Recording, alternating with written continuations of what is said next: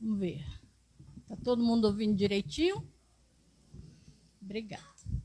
Então, pessoal, esse mundo ele é muito pequeno. E a gente saiu de Brasília, chegou aqui, trazendo um abraço para Eva.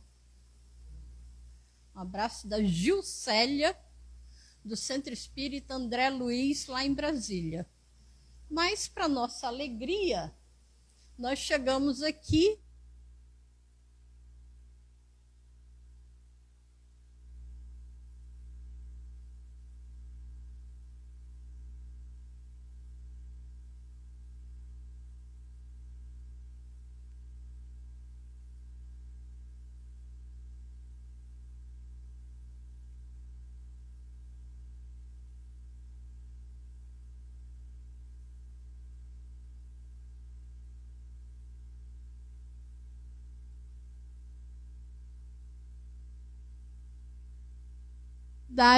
com Jesus. E quando a gente fala mediunidade com Jesus, a gente fala mediunidade com Jesus e Kardec.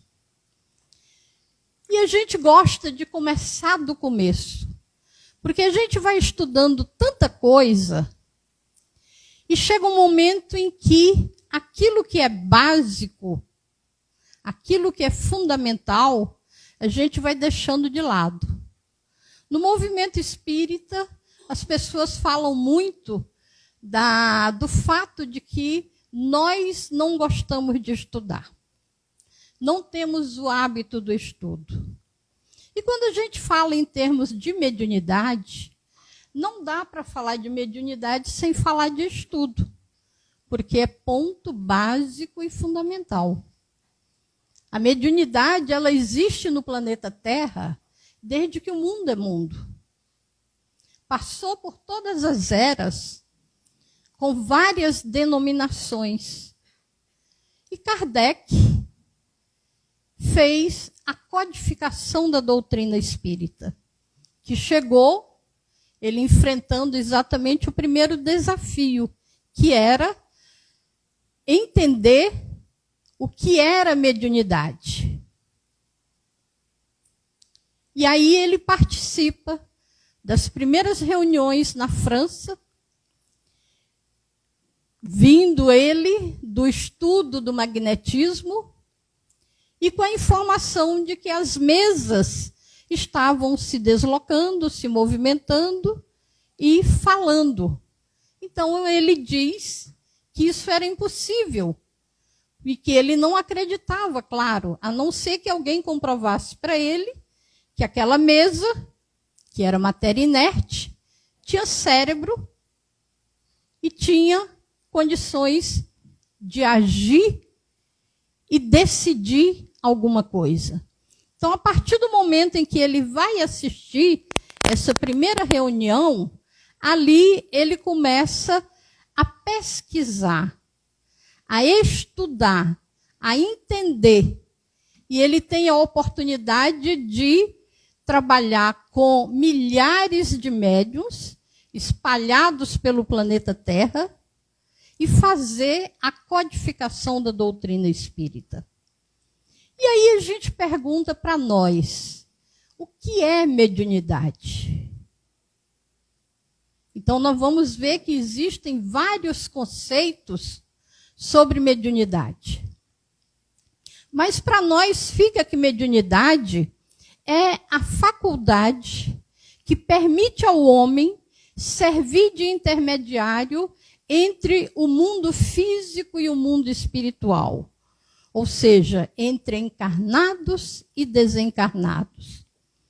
Então, para nós, mediunidade é o quê? É uma ferramenta de trabalho que Deus coloca nas nossas mãos, para que através do exercício da mediunidade, a gente possa desenvolver a capacidade de amar, a capacidade de ajudar aqueles que verdadeiramente necessitam. Nós trouxemos aqui alguns conceitos, e o primeiro que a gente não pode esquecer é o item 159 do Livro dos Médiuns, quando os espíritos dizem que médium é todo aquele que sente, num grau qualquer, a influência dos espíritos. Essa faculdade, ela é inerente ao homem e, por conseguinte, não constitui privilégio exclusivo. Por isso mesmo, raras são as pessoas que não possuam algum rudimento, ou alguns rudimentos. Pode-se dizer que todos são mais ou menos médiuns. Então, a mediunidade, ela está presente no nosso dia a dia. E aí, espera aí, fugiu aqui. A partir dessa pergunta, a partir dessa questão, desse item 159, nós vamos também lá para o item 200, que é muito conhecido do movimento espírita, onde os espíritos dizem que, infelizmente, até o momento, não existe nenhum sinal através do qual a gente possa olhar para uma pessoa e dizer que ela tenha ou não tenha mediunidade. E parando aqui, a gente pergunta, para nós que somos trabalhadores espíritas, estamos no dia a dia da casa espírita, principalmente quem trabalha na área do atendimento fraterno, semanalmente com essa situação, onde as pessoas chegam e dizem que querem trabalhar mediunicamente. E aí a gente pergunta, você sabe o que é mediunidade? Não. Você sabe o que significa trabalhar mediunicamente? Não. E quer trabalhar mediunicamente? Quero. Então a gente vê o desconhecimento das pessoas em relação ao que é mediunidade. Então a gente não tem como olhar para alguém e dizer que ela tenha ou não tenha mediunidade. Mas nós buscamos um outro conceito também a respeito da mediunidade, que é um conceito que está no livro Evangelho segundo o Espiritismo, capítulo 24, o item 12, quando os espíritos dizem que a mediunidade ela é inerente a uma disposição orgânica de que qualquer homem pode ser dotado, como a faculdade de ver, de ouvir, de falar. Então, esse ponto aqui traz para nós o fato de que a mediunidade, ela é o quê? Ela é uma faculdade humana. Se a gente considera que o ser humano tem visão, audição, tato, paladar e olfato, nós incluímos junto a esses 5 sentidos a faculdade mediúnica ou a mediunidade, que é uma faculdade humana, está presente em todos os seres humanos. Então, daí a importância da gente estudar, da gente conhecer, da gente entender qual é o papel da mediunidade em nossas vidas. Porque nós estamos muito acostumados com a mediunidade na casa espírita, nas 4 paredes da casa espírita, a sala mediúnica, com aquele grupo de pessoas que trabalha mediunicamente semanalmente. Mas a gente esquece que a mediunidade ela funciona 24 horas do dia. E nós trabalhamos mediunicamente muito mais fora da casa espírita do que dentro da casa espírita. Então, aí a necessidade da gente lembrar a importância da influência dos espíritos em nossas vidas, porque eles nos influenciam o tempo todo. Mas, que tipo de espíritos nós estamos sintonizando? Com quais espíritos nós estamos nos comunicando no dia a dia? Que tipo de influência a gente está recebendo? Porque as influências, elas são boas ou não. quando a influência que a gente recebe é boa, é dever nosso assimilar aquilo e colocar na prática do nosso dia a dia. Mas quando essa influência não é boa, ali nós precisamos imediatamente interromper aquele processo, para que a gente não corra o risco de sintonizar com aquele espírito e estabelecer ali um processo obsessivo. Então, a gente acaba instalando um processo obsessivo. Mas Kardec continua falando aqui que falando da faculdade, da faculdade mediúnica, né? Ou das faculdades que ele diz que nós somos dotados, os 5 sentidos. Nenhuma há de que o homem não possa abusar. E se a gente pode abusar do tato, do paladar, da visão, da audição e assumir compromissos e comprometimentos, nós podemos abusar também do uso que fazemos da mediunidade. Então, para que a gente trabalhe a mediunidade com Jesus, é preciso que a gente conheça, que a gente saiba o que a gente está fazendo, para que a gente não corra o risco de abusar do intercâmbio mediúnico.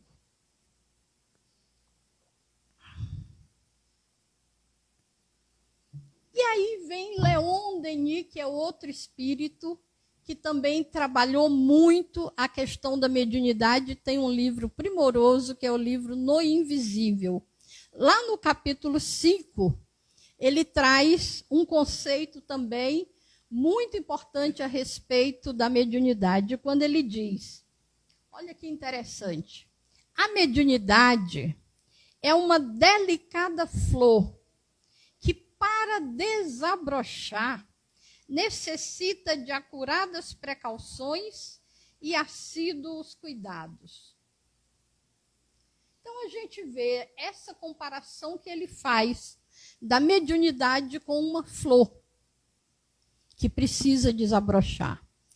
E aí você vê que o jardineiro, quando vai fazer uma plantação, ele tem o cuidado de quê? Procurar um solo adequado, verificar esse solo, fazer uma adubagem, a água necessária, o sol, a claridade, a luz, tudo na medida certa para que ele tenha a garantia de que aquela flor vai brotar e vai dar flores, muitas flores belas.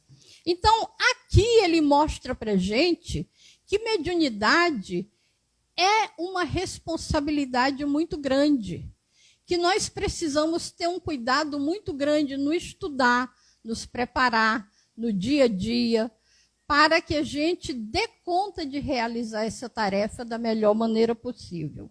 Então ele diz que a mediunidade ela exige o método, a paciência, as altas aspirações, os sentimentos nobres, sobretudo, a terna solicitude do bom espírito que a envolve em seu amor, em seus fluidos vivificantes. Então, aqui, mostra para a gente o trabalho que a gente precisa fazer. Não é da noite para o dia que a gente vai se transformar em médium.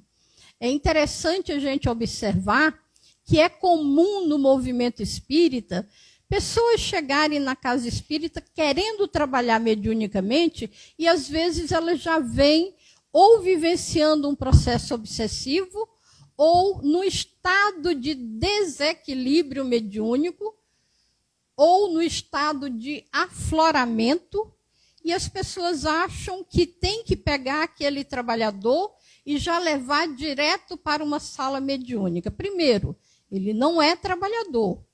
É um frequentador que está chegando na casa espírita. Não é colocando ele dentro de uma sala mediúnica que nós vamos resolver o problema. Ao contrário, na realidade, o que nós precisamos é orientar essa pessoa do que é mediunidade, do que ela precisa fazer para identificar onde é que ela está abrindo portas ali para aquelas influenciações. Ela precisa, primeiramente, passar por um período de tratamento espiritual, como a gente chama, onde ela vai ter a oportunidade de quê? De reorganizar as energias, as emoções, de começar a entrar em sintonia com os benfeitores amigos, porque esse momento que nós estamos aqui na Casa Espírita, ele é um momento fundamental para todos nós. Porque quando a gente tira essa hora por semana para vir até a Casa Espírita, ouvir a abordagem de um tema, nós precisamos lembrar que ali a espiritualidade está trabalhando. Então, às vezes, a gente busca a Casa Espírita para receber o passe. Onde a gente acha que o passe vai resolver todos os nossos problemas. Ao contrário, o que nós precisamos é esse momento onde nós estamos ouvindo, onde nós estamos refletindo, onde nós estamos levando o assunto que está sendo abordado para a prática do nosso dia a dia. E ali, nesses momentos que nós estamos, semana após semana, nós vamos o quê? Acalmando os nossos pensamentos, acalmando os nossos sentimentos, vamos nos ligando com os benfeitores amigos e vamos reorganizando as nossas energias. Passada essa fase inicial, se desperta o interesse, aí nós somos convidados aos momentos de estudo, a participar dos grupos de estudo, onde nós vamos conhecer a doutrina espírita. Porque é a base de tudo que nós fazemos. Nós não podemos fazer uma coisa sem saber o que é aquilo. Então, primeiro nós precisamos conhecer o que é doutrina espírita no seu tríplice aspecto, como ciência, filosofia e religião. Depois, quando a gente adquire essa base, nós vamos dar continuidade a esse estudo, a outros grupos de estudo, até que, se for o caso, e quando for o caso, a gente participe do momento da educação da mediunidade. Então, é todo um processo que a gente vai vivenciando ao longo da nossa vida, onde a gente vai aprendendo e compreendendo o que vem a ser a mediunidade, o que vem a ser o exercício mediúnico. Continuando.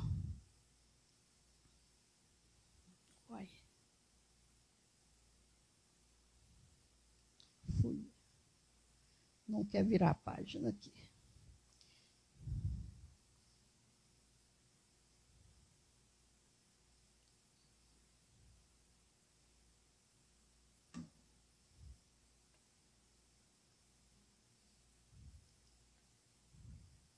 Aí nós lembramos, só voltando aqui, um livro muito interessante da sequência de André Luiz, quando fala da formação do trabalhador. André Luiz, quando ele saiu do nosso lar, ele vai para o Centro de Mensageiros na Espiritualidade, que é o segundo livro que ele traz, intitulado Os Mensageiros. Lá no capítulo 3, nós vamos encontrar uma passagem que diz que o centro, ele prepara entidades a fim de que se transformem em cartas vivas de socorro e auxílio aos que sofrem no umbral, na crosta, nas trevas. E aí entra a importância da gente saber que quando uma pessoa ela é investida de uma tarefa no campo da mediunidade, isso não acontece aleatoriamente. Seja qual for a tarefa que a gente tenha no planeta Terra, quando a gente passa pelo planejamento reencarnatório, a gente passa por uma preparação para a realização desse trabalho. E esse Centro dos Mensageiros que André Luiz visita, ele tem a oportunidade de conhecer várias situações de companheiros que passaram por um longo período de preparação, onde eles tiveram a oportunidade de, na espiritualidade, estudar aquele assunto durante 30 anos e se preparar para uma reencarnação no campo da mediunidade, onde eles teriam tarefa específica no campo da mediunidade. E quando eles retornam para a espiritualidade, a maioria retorna na condição de falido, porque não deu conta, quando entrou na matéria, passou pela lei do esquecimento, se deixaram levar por outras prioridades e acabaram retornando para a espiritualidade mais comprometidos ainda em função daquele momento em que eles deixaram de lado aquelas prioridades que era a tarefa para a qual eles foram preparados. Então, a gente encontra esses companheiros ali em profundo sofrimento, pedindo novas oportunidades à equipe espiritual. Então, a gente lembra também o livro Missionários da Luz, porque André Luiz, nessa tarefa dele, ele tem a oportunidade de visitar vários grupos de estudo e de preparo. E ali a gente verifica, na sequência, o livro Missionários da Luz. Os 3 primeiros capítulos do livro Missionários da Luz, eles são bastante interessantes, porque vai falar da formação do trabalhador. Então, para aqueles que às vezes acham que a reunião mediúnica é o ato em si de incorporar espíritos, quando lê aquele capítulo, se surpreende com o trabalho que é feito com cada um dos médiuns no momento em que está acontecendo aquela comunicação. Porque ali André Luiz vai mostrando o antes, o durante, o depois, e vai mostrando principalmente que muitas dificuldades que alguns médiuns têm para desenvolver e para educar uma mediunidade se dá pelo fato dos bloqueios que são estabelecidos por ele mesmo. Bloqueio esses que nós, como dirigentes, não temos como identificar num determinado trabalhador, a não ser o próprio trabalhador que precisa parar e analisar exatamente o que está acontecendo para entender onde é que existe aquele bloqueio que está impedindo o desenvolvimento e a educação da mediunidade. Que muitas vezes pode ser o excesso alimentar. Às vezes o trato digestivo está tão comprometido que ali impede que no momento do intercâmbio mediúnico as energias fluam adequadamente. Às vezes são desordens na área da sexualidade, pelos excessos, tudo isso, gente, nós estamos falando dos excessos. E aí acaba também comprometendo o trabalho que precisa ser realizado. A parte que envolve os alcoólicos também traz grandes comprometimentos. Então, são questões que a gente precisa perceber que mediunidade, ela é, para todos nós, um processo autoeducativo em todos os sentidos. É pensamento, é sentimento, é alimentação, é repouso, são exercícios físicos, são exercícios mentais que a gente precisa fazer. Podemos observar, quando a gente fala da comunicação mediúnica, que ela vai acontecer por afinidade e por sintonia. E muitas vezes existe uma diferença de vibrações, uma diferença de frequência muito grande entre o espírito comunicante e o médium. E dada essa diferença, ali dificulta o processo da comunicação. Então, quando nós trabalhamos com benfeitores espirituais, os benfeitores espirituais, eles fazem um esforço muito grande, na maioria das vezes, para reduzir a frequência vibratória deles até alcançarem a frequência vibratória do trabalhador. E ali, no momento que alcança essa frequência, estabelece a sintonia que vai permitir a comunicação.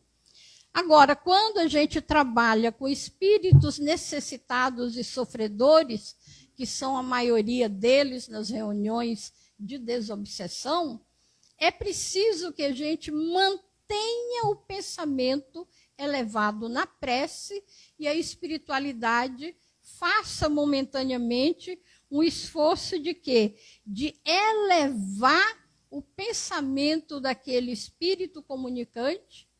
Aliás, elevar o pensamento daquele espírito até a condição do médium para que essa frequência permita que ocorra a comunicação também.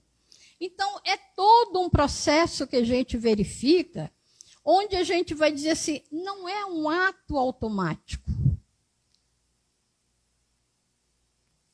Como normalmente a gente vê nas reuniões mediúnicas, muitos médiuns acharem que eles entram e saem do mesmo jeito.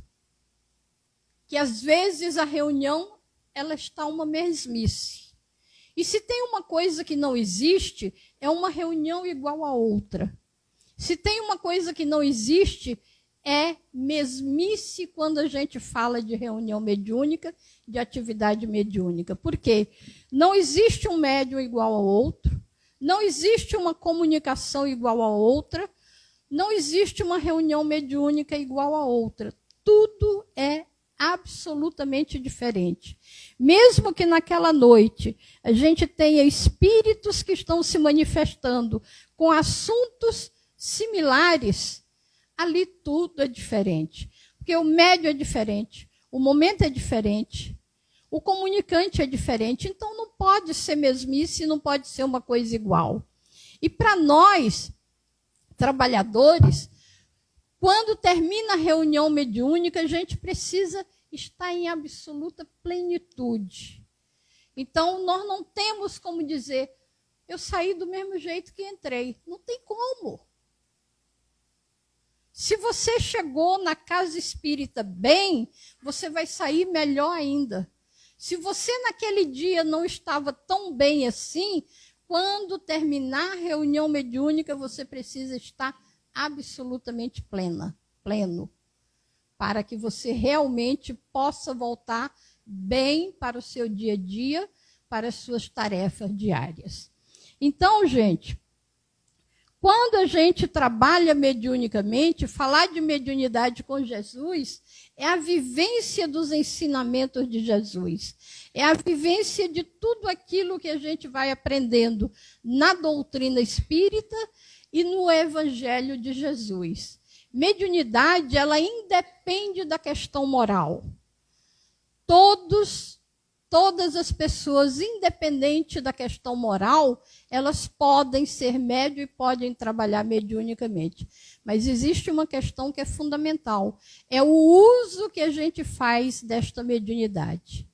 Então, quando lá no item 12, os espíritos dizem que a mediunidade independe de quaisquer fatores. Enquanto faculdade, ela independe de quaisquer fatores, porque ela é orgânica.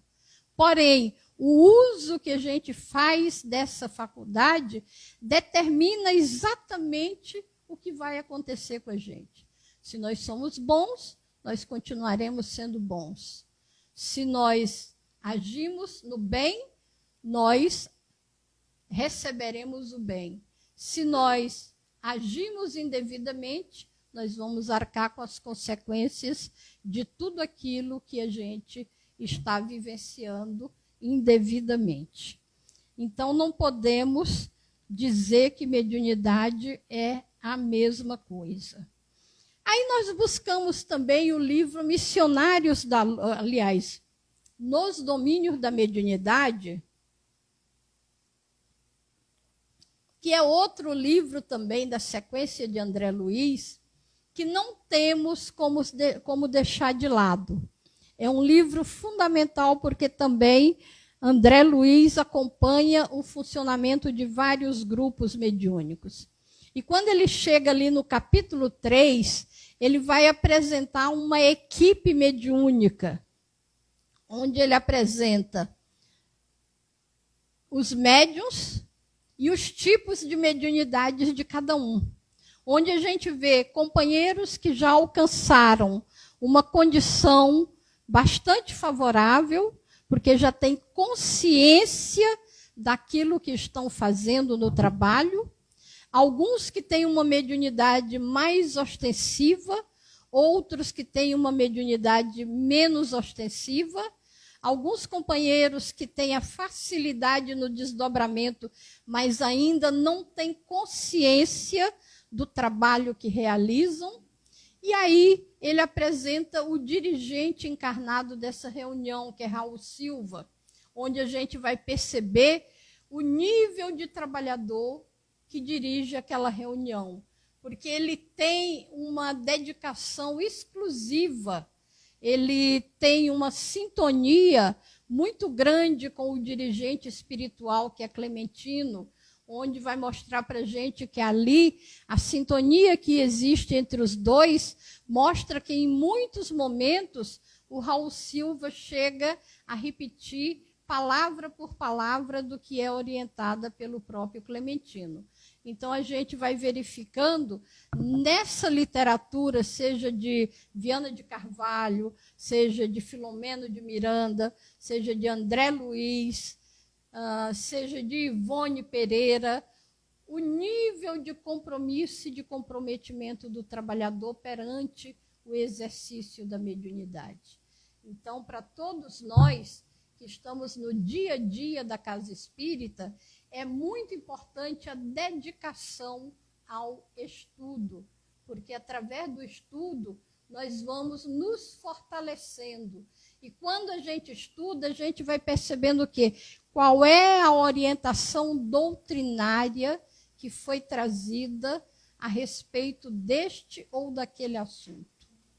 Quando nós não temos o hábito do estudo, nós começamos a colocar os apêndices na doutrina espírita. E hoje a gente coloca um, amanhã a gente coloca outro, e de repente nós estamos trabalhando em desacordo com o que é orientado pela doutrina espírita. E é isso que a gente precisa sempre ter em mente. A partir do momento que a gente tem o hábito do estudo, no dia a dia, da prática mediúnica, da reunião mediúnica, ali a gente já vai fazendo os ajustes e as correções que precisam ser feitas. Então, é muito importante a gente ter essa clareza de pensamentos. Aí nós buscamos aqui uma outra passagem interessante, que também é do livro dos médiuns. Ela está no capítulo 20, na segunda parte. Então, o item número 5, quando os espíritos dizem: não creais que a faculdade mediúnica seja dada apenas para a correção de uma ou de duas pessoas. Não, o objetivo é mais alto. Trata-se da humanidade inteira. Ou seja, a mediunidade ela não veio para meia dúzia de pessoas. Ela veio para a humanidade inteira. Como a gente já disse, a mediunidade na casa espírita, como intercâmbio mediúnico, é uma coisa.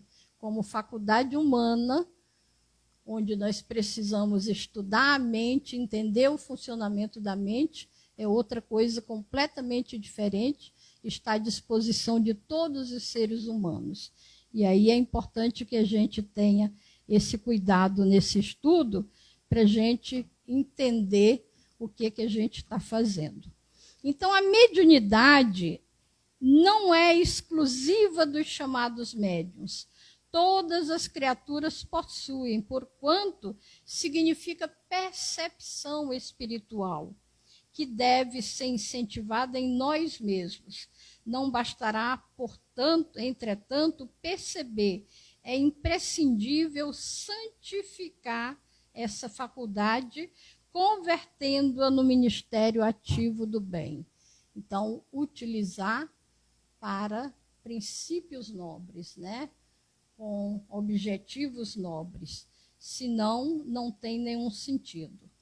Então, o dom da mediunidade liga-se a causas ainda não perfeitamente conhecidas, mas nas quais o físico parece desempenhar uma grande parte.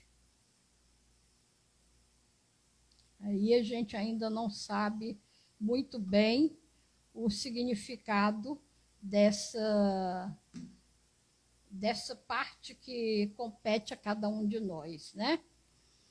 E aí, mais uma vez aqui, na Revista Espírita, fevereiro de 1859, os espíritos dizem que a mediunidade é uma faculdade multiforme, que apresenta uma variedade infinita de matizes em seus meios e em seus efeitos. Aquilo que a gente disse. Existe uma infinidade de tipos de mediunidade. Então, não existe uma mediunidade igual a outra.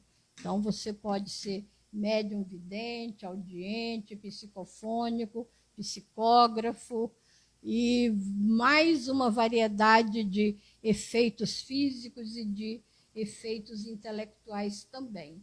Então, gente, falar sobre mediunidade com Jesus é falar sobre a prática de tudo aquilo que a gente estuda, de tudo aquilo que a gente vivencia no dia a dia da casa espírita. E como a gente sempre diz, que a mediunidade, como intercâmbio mediúnico, ela está restrita à sala mediúnica. Mas todas as áreas da casa espírita, nós precisamos conhecer e vivenciar a mediunidade, para que a gente possa receber bem a criança, o jovem, o adulto no estudo sistematizado, para que a gente possa receber bem aquele que chega no atendimento fraterno. Então, a gente acha que a mediunidade está somente ali na área específica, mas lá na infância, a criança tem indícios, e quem trabalha com a criança na evangelização precisa ter o conhecimento para poder identificar, conversar, orientar os pais a buscarem atendimento fraterno, a encaminharem para o tratamento espiritual. Quem está na juventude, a mesma coisa, precisa também ter esse conhecimento para ter condições de dialogar com o jovem, de entender e perceber o que está se passando com ele, de fazer o encaminhamento devido também. Quem está no grupo de estudo sistematizado, mais ainda, porque ali também muitos companheiros já estão com a mediunidade em fase de afloramento.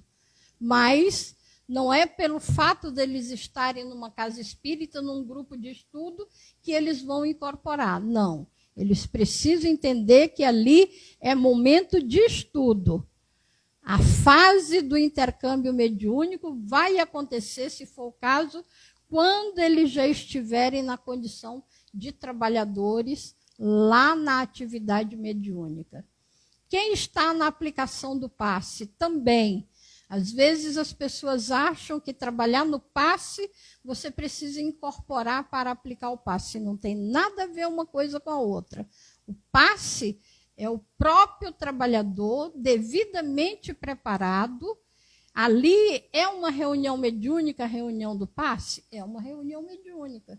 Mas não é uma reunião de intercâmbio, é uma reunião de intercâmbio de energias. Então, o médium aplicador de passe, ele é veículo das energias que vêm do mundo espiritual. Ele capta aquelas energias e transmite para quem está ali recebendo aquelas energias. Então, em todas as áreas da casa espírita, nós vamos ver a presença da mediunidade. Na palestra pública, o expositor, o palestrante, eles também estão fazendo o papel de médiuns, porque também, de alguma forma, estão recebendo as influências que vêm do mundo espiritual. E muitas vezes a gente encontra trabalhadores que na hora que eles estão aplicando, estão fazendo a palestra, a gente percebe onde ali existe a influência, onde ali existe a atuação da espiritualidade naquele tema que está sendo trabalhado. Então, a mediunidade está no nosso dia a dia, para que a gente conheça, para que a gente vivencie, para que a gente oriente as pessoas, é preciso que a gente saiba o que é e como funciona. Porque, do contrário, a gente chega na casa espírita, conversa com uma pessoa aqui que dá uma orientação, conversa com outra ali que dá outra orientação. Você encontra outra pessoa e diz outra coisa completamente diferente. E isso não pode acontecer no dia a dia da casa espírita. Nós precisamos fazer a mesma linguagem. Precisamos ter o conhecimento para passar as informações e as orientações devidas para quem precisa. Então, eu estou vendo ali que o tempo já está esgotado.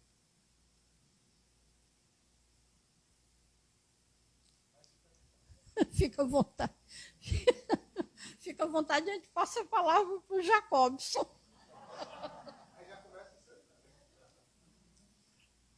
Brincando, quando a gente estava vindo para cá, eu digo, Jacobson, ele resolveu vir, né?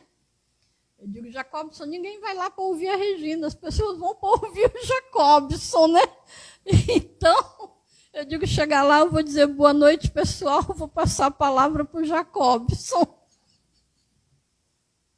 Brincadeiras à parte. Se tiver algum questionamento, alguma dúvida, algum esclarecimento. Nenhuma pergunta, gente?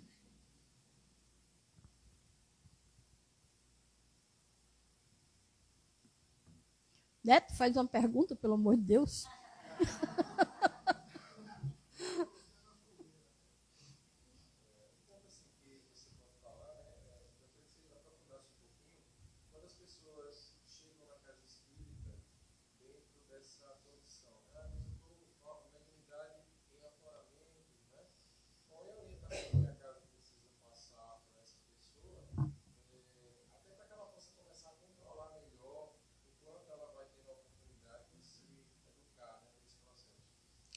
É uma fase bem difícil, bem delicada, porque a pessoa vem cheia de expectativa. Então, ela acha que ela vai chegar na casa espírita, ou ela vai se ver livre daqueles espíritos que às vezes estão assediando, ou que ela já vai ser levada direto para uma sala mediúnica para trabalhar. E nem uma coisa nem outra. A gente tem que acolher a necessidade da pessoa, com muito carinho, com muito respeito, e a gente precisa mostrar para ela o que é mediunidade e que ela precisa trabalhar os pensamentos e os sentimentos. Porque tudo é mudança de pensamento e de sentimento. Porque não adianta você ir na casa espírita, ouvir palestra, receber passe e não trabalhar um processo de renovação. Se você não se renova, a questão permanece exatamente a mesma. E se a pessoa realmente tem um compromisso perante o exercício da mediunidade, ela vai ter serenidade para aguentar aquelas orientações até o momento certo dela começar a trabalhar. Mas é importante a gente lembrar que muitas vezes aquilo ali não significa que ela tenha mediunidade em fase de afloramento.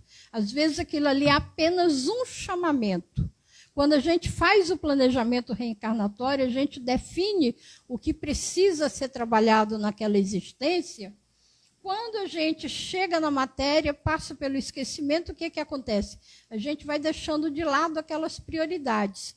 E aí hoje começa um mal-estar, amanhã é uma dor de cabeça, daqui a pouco é uma pressão na cabeça, daqui a pouco é uma pressão na garganta, é uma dor na perna, e você fica, é uma irritação, você chora sem motivo, você ri sem motivo, e aí você entra num processo de instabilidade emocional, onde as pessoas chegam a achar e dizem, estou com algum problema mental, né? Porque a oscilação é muito grande. Então, aí entra o quê?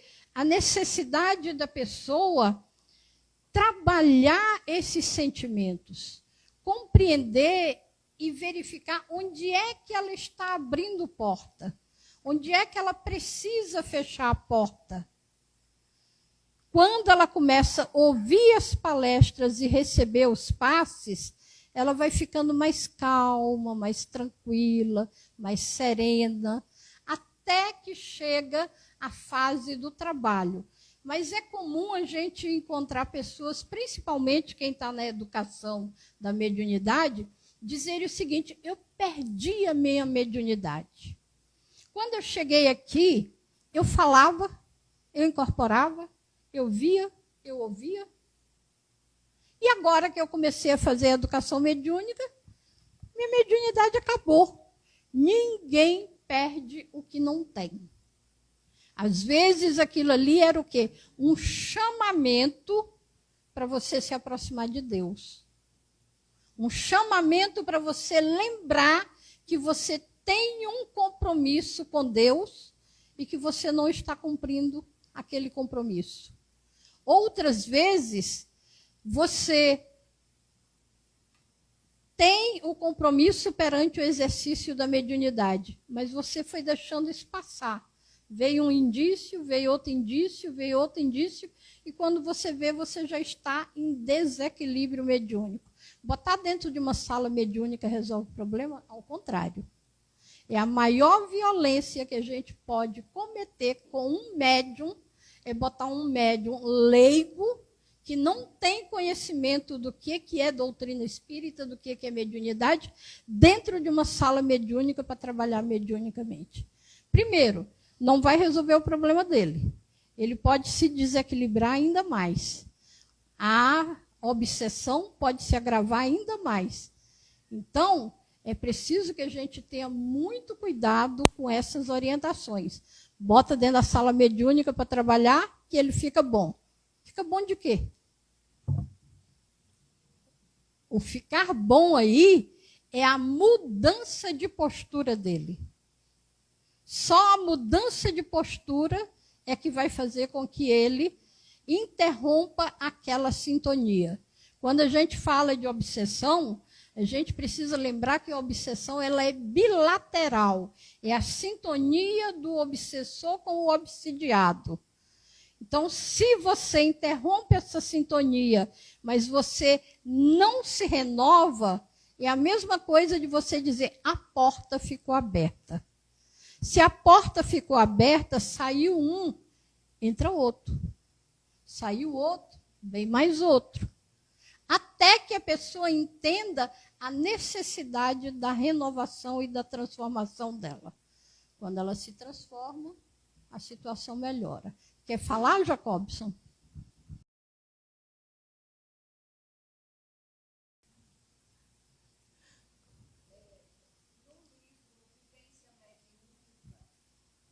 De Manuel Filomeno de Miranda, acho que é no capítulo 10º, tem uma citação assim, que diz: chamamos a atenção para o fato de que todo obsidiado é médio.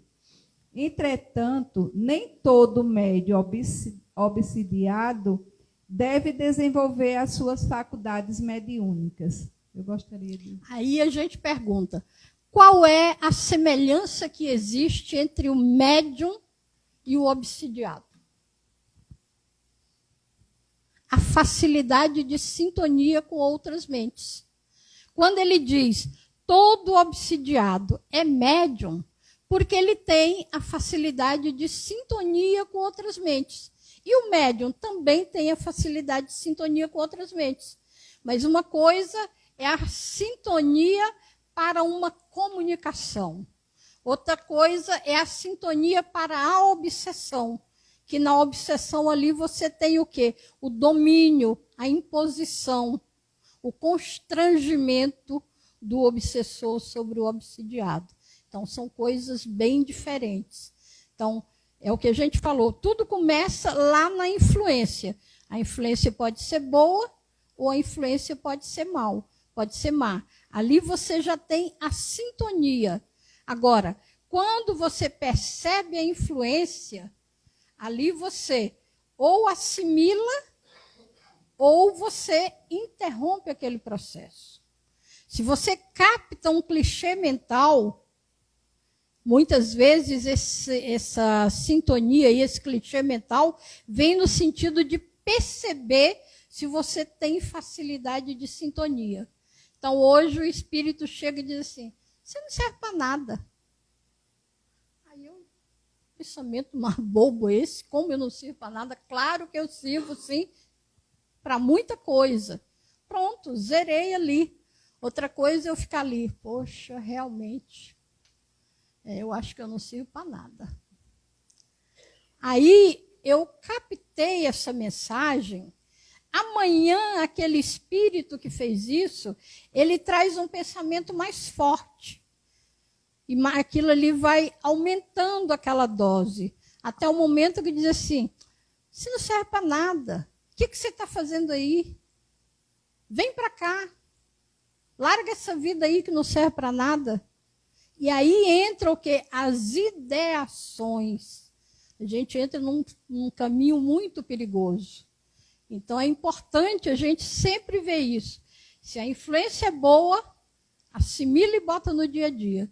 Se a influência não é boa, interrompe o processo na fonte. Para que a gente não permita a instalação de um processo obsessivo. É muito interessante essa colocação que você trouxe. Nem todo obsidiado é médium. Porém, não existe nada que diga que você precise trabalhar mediunicamente. É médium no sentido da sintonia, mas não no compromisso perante o exercício da mediunidade. Então, entre a obsessão, existe uma diferença bem grande. Não é? O que mais? Fala aí, Hilton.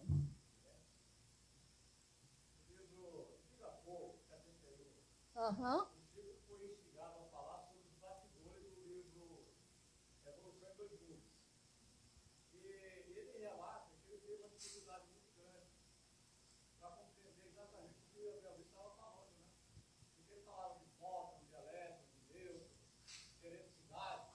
Fugia do conhecimento dele.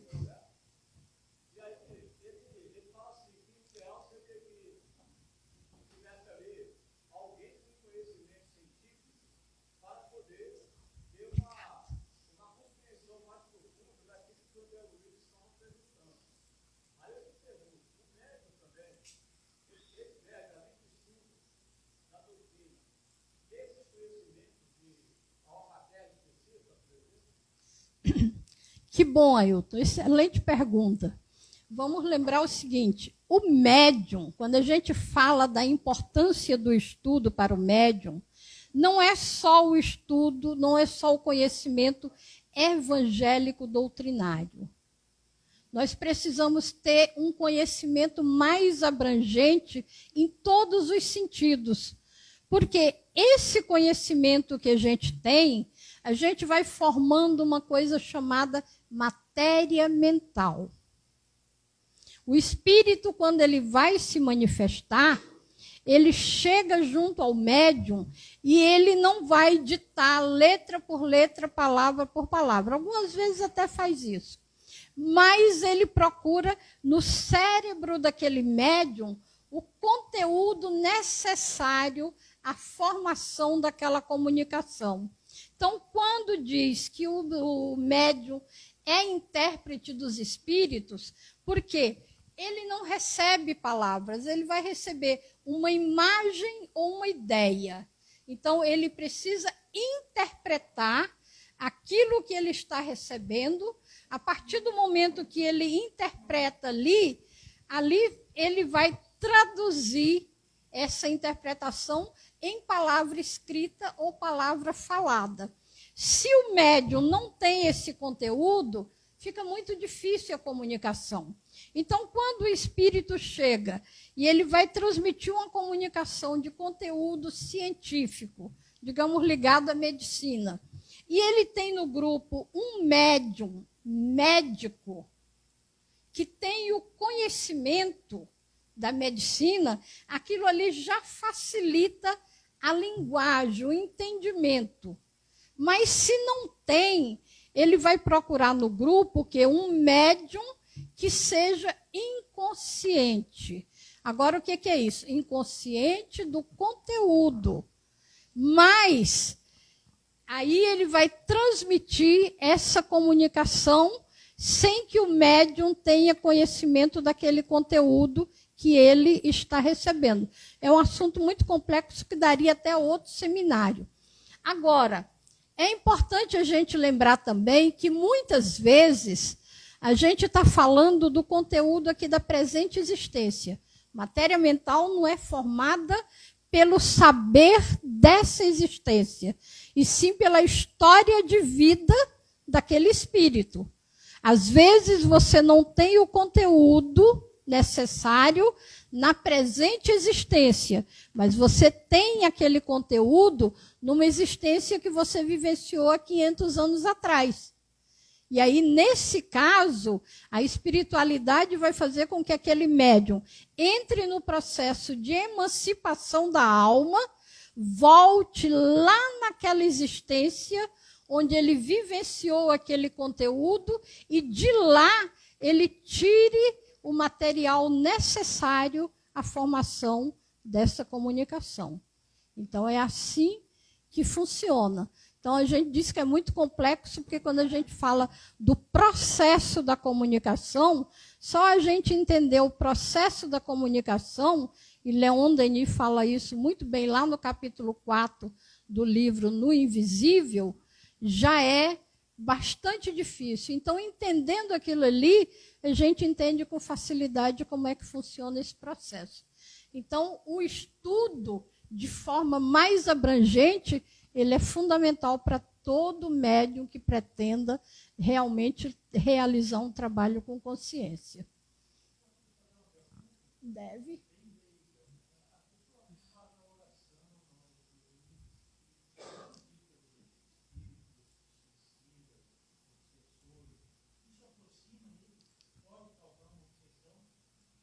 Não. Se você está fazendo uma prece, você vai causar um bem para ele. E se eu estou fazendo uma prece pedindo a Deus por aqueles espíritos.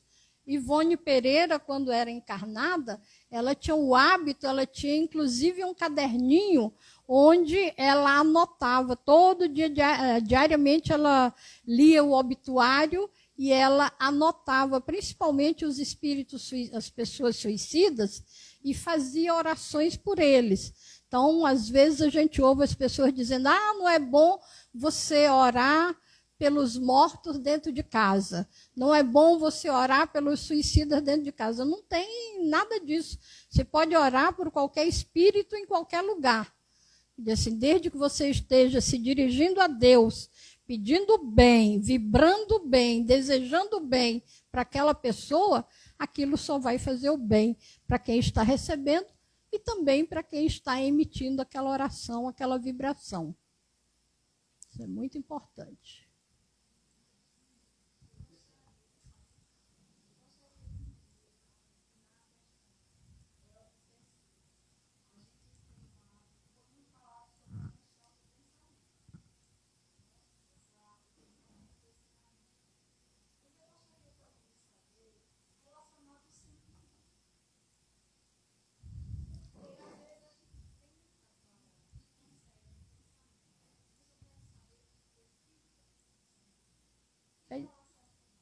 Pensamento e sentimento é a base de tudo, né? E assim, quando você tem aquele sentimento que incomoda, aí esse sentimento precisa ser trabalhado. Você precisa entender o que é que está causando aquele mal-estar e interromper. É a questão que a gente fala do perdão.